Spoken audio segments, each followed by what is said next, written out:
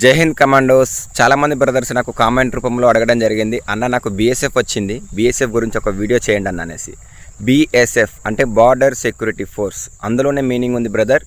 BSF అంటే బార్డర్కి సెక్యూరిటీగా ఉంటుంది. ట్రైనింగ్ వచ్చేసి దీనికి 11 నెలలు, దాదాపు సంవత్సరం వరకు ట్రైనింగ్ ఉంటుంది. అంటే 44 వారాలు ట్రైనింగ్ అయితే ఇస్తారు దీని క్లారిటీగా, కానీ చెప్పలేము, మనకు సంవత్సరం కూడా పట్టవచ్చు. దీని ట్రైనింగ్లో మీరు శాలరీకి వచ్చేసి 35,000 వరకు అయితే పొందవచ్చు. ఒకవేళ అలవెన్స్ కొన్ని సెంటర్లో ఏంటంటే అలవెన్స్ కల్పిస్తారు, కొన్ని సెంటర్లో ఏంటంటే అలవెన్స్ కల్పించారు. సో అలవెన్స్ కలిపి ఇస్తే మాత్రం మీరు 40,000 కంటే ఎక్కువ పొందవచ్చు. అలవెన్స్ లేకపోతే మాత్రం 35,000 వరకు అయితే మీరు ట్రైనింగ్లోనే పొందవచ్చు. ఆ తర్వాత డ్యూటీకి వెళ్ళిన తర్వాత 40Kకి అయితే అలవెన్స్ కలిపి 40Kకి ఎక్కువనే తీసుకోవచ్చు. దీని యొక్క డ్యూటీ లొకేషన్స్ వచ్చేసి ఓన్లీ రెండు బార్డర్లు ఉంటాయి. ఒకటి పాకిస్తాన్ బార్డర్, ఇంకొకటి బంగ్లాదేశ్ బార్డర్. అప్పుడప్పుడు మనకి ఎలక్షన్ డ్యూటీస్ కూడా ఉంటాయి. ఐఎస్ డ్యూటీ అంటారు, ఇంటర్నల్ సెక్యూరిటీ కోసం. ఎమ్మెల్యే ఎలక్షన్స్ ఉంటాయి కదా, సో వాటి కోసం కూడా మనకు పంపుతూ ఉంటారు. అలా వెళ్ళామంటే 2-3 నెలలు వెళ్ళాల్సి ఉంటుంది. సో ఎలక్షన్ డ్యూటీ అయిపోయిన తర్వాత మళ్ళీ బార్డర్కి అయితే వెళ్ళాల్సి ఉంటుంది. ఓన్లీ ఈ డ్యూటీ వచ్చేసి బీఎస్ఎఫ్ది బార్డర్లోనే డ్యూటీ చేయాల్సి ఉంటుంది.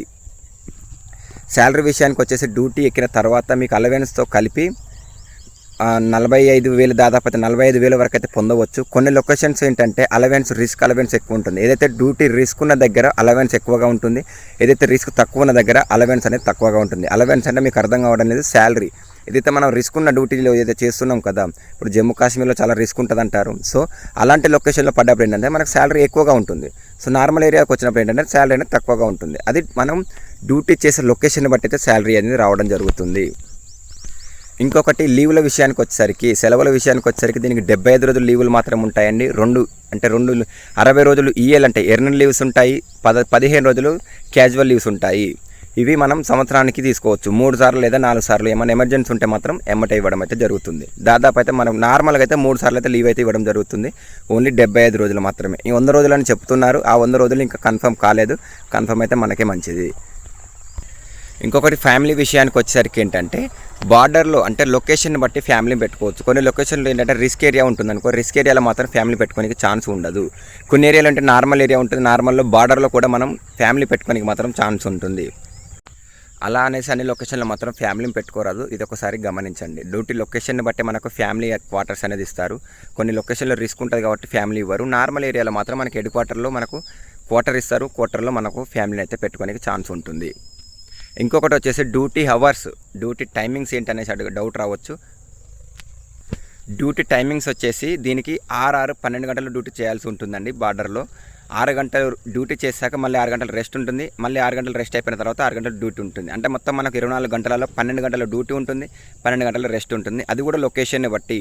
ఏదైతే నార్మల్ ఏరియా ఉంటుందో 12 గంటలు డ్యూటీ చేయాల్సి ఉంటుంది, ఏదైతే హై రిస్క్ ఏరియా ఉంటుందో దాంట్లో మనకు డ్యూటీ అవర్స్ తక్కువనే ఉంటాయి. లొకేషన్ బట్టి డ్యూటీ అనేది చేపేయడం అనేది జరుగుతుంది. అన్ని లొకేషన్లో 6 గంటల డ్యూటీ అనేది ఏముండదు, అంటే 12 గంటల డ్యూటీ అనేది ఏముండదు. లొకేషన్ బట్టి డ్యూటీ చేయడం జరుగుతుంది. నక్సల్ ఆపరేషన్స్ ఉంటాయి, అలాగే ఏదైతే మన జమ్మూ కాశ్మీర్ ఏరియా ఇలాంటి ఏరియాస్ పోయినప్పుడు ఏంటంటే డ్యూటీ అవర్ అనేది మనకు తక్కువ చేయడం జరుగుతుంది. 3 గంటలు డ్యూటీ చేయడం జరుగుతుంది, 6 గంటలు రెస్ట్ ఇవ్వడం జరుగుతుంది. అది లొకేషన్ బట్టి డ్యూటీ మీద డిపెండ్ అయ్యేది ఉంటుందో సరే గమనించగలరు. డిపార్ట్మెంట్లోనే ఎస్ఐ జాబ్స్ కానీ లేదా హయ్యర్ లెవెల్ జాబ్స్ ఏమైనా కొట్టాలి అనుకుంటే మనకు ప్రతి ఇయర్ నోటిఫికేషన్ వస్తూనే ఉంటుంది. LDCE అంటే లిమిటెడ్ డిపార్ట్మెంటల్ కాంపిటేటివ్ ఎగ్జామ్ అని.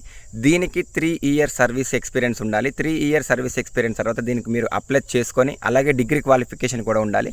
ఇది అప్లై చేసుకొని మీరు హయ్యర్ లెవెల్ జాబ్స్ కూడా వెళ్ళవచ్చు. ఇంకేమైనా డౌట్స్ ఉన్నా కూడా నాకు కామెంట్ రూపంలో కామెంట్ చేయండి. నేను దాన్ని బట్టి ఇంకో వీడియో అయితే చేయడం జరుగుతుంది. Thank you.